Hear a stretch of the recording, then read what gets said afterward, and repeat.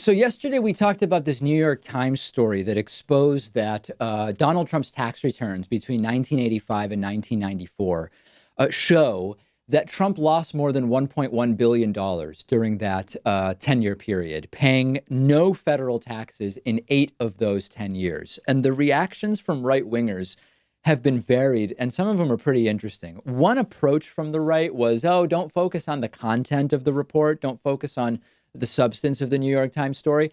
Focus on the fact that the New York Times got this information about Trump and that they are bad, bad, bad for doing it, and somebody needs to be held accountable. So here's one example of that reaction from the right.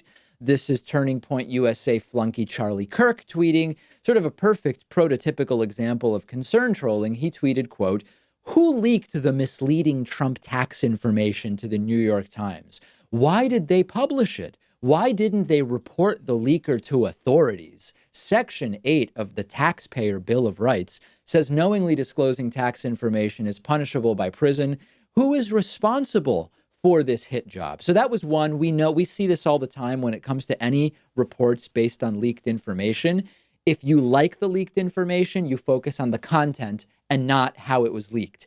If you don't like the content of the information, you ignore the content and you focus only on how did this information leak to begin with. Classic strategy employed more by the right than the left, but the left also sometimes will employ that strategy. A totally different approach was the approach taken by Fox and Friends, which is to argue that this New York Times report proves how fantastic a business person Donald Trump is. But they did it in this very strange word salad sort of format. Here's Brian Kilmeade with his take. And again, I don't know if you want to call it word confetti or word salad, just struggling to use the English language to communicate anything of meaning. Take a look. He's a bold businessman, which is chronicled here. There's nothing about this article that should surprise anybody that got the Daily News and New York Post throughout the last 10 years. Just give details. Here's an example. He said pass-through income. So, for example, there might be an incentive to go buy that building, to buy that casino, because I'll take a loss this year in order on my tax returns because I want to buy for a rainy day. I have the resources. He goes, there was a time that he was actually building his empire. The information focused year by year at a time of gathering loss. He bought his partners out at Trump Tower, the Trump Plaza Hotel and Casino. He bought an apartment building in West Palm Beach for $43 million and business losses for $68.7 million. For us, or at least for me, I can't imagine having that much money, spending that much money, and being in debt. For him, it makes sense. He's buying now, building it up because he had confidence. He knows the properties would be worth more. The properties began to build in '86. He bought, in '87, he spent $29 million on a yacht. The market crashed the next day. So no problem. He held on to it. He bought a shuttle operation. It didn't do too well, but he held on to it. But when he sells it, he takes the loss on his taxes. So for you or I, maybe buying a summer home is a big move, or maybe even a trailer. But for Donald Trump, he says, I got some money, but I want to really expand my empire. I want to take chances. That's what he's done through his entire life, as a personality, as a host, as a businessman. Well, and guess what? Not all of us win on everything we buy. I think that's how the voter feels. Absolutely. I feel like So then in comes another one of the genius co-hosts of Fox and Friends, Ainsley Earhardt, and she actually calls all of this extremely impressive. She's impressed that Trump was able to lose more than $1.1 billion.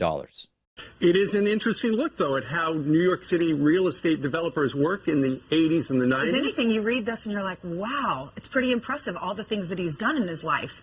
It's beyond what most of us could ever achieve. I don't know that there's any suggestion that he broke the law. Yeah. I think the suggestion is simply that he used the tax laws to his benefit. Yeah, that's the takeaway. Steve Doocy and Ainsley Earhardt just so impressed by Donald Trump in every way. And unfortunately, I hate to say it because I'm always newly depressed by the lack of limits to the ignorance that people will fall for in this country. A lot of people are falling for this. And I want to clarify before we go any further. Trump is a terrible president because his policies are a disaster, right? Trump's not a terrible president because he lost money in the 80s and 90s. Whether he made money or lost money in the 80s and 90s, our analysis of his policy today would be the same, right? It's a disaster. The reason that this actually matters is that Trump's sole credential for even running for president from the beginning is that he knows how to run businesses, that his businesses are successful, and that he would run the country the way that he runs his businesses. So that's why when people say, oh, Trump losing $1 billion was a strategy, we have to pick it apart because it's actually the basis for Trump being president that so many of his followers actually cite and lean on. Now, let's pick it apart. It is true that sometimes wealthy people or businesses will show or create losses on purpose for strategic tax purposes. It's also possible that Donald Trump did this during some years for which we have not seen his taxes. The New York Times article that we've been reporting on this week doesn't show that. Trump lost amounts of money that go way beyond what would be logical with the idea that Donald Trump is trying to deliberately limit the amount of tax that he pays.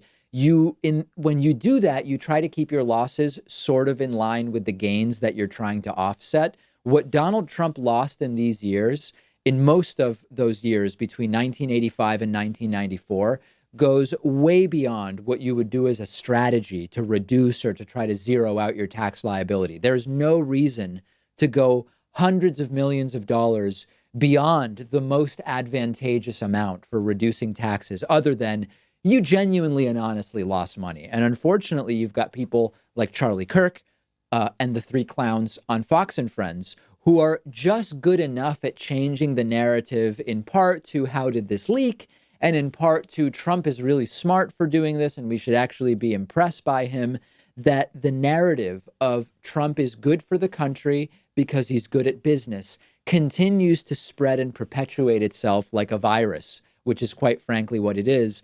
We've got to pick it apart, not because Trump's policy is good or bad based on whether he lost money in 1987, but we've got to pick it apart because this is his only credential.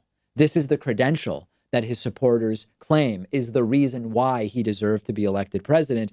And that one credential immediately crumbles like a very poorly built structure as soon as you analyze it with even the most minute critical analysis.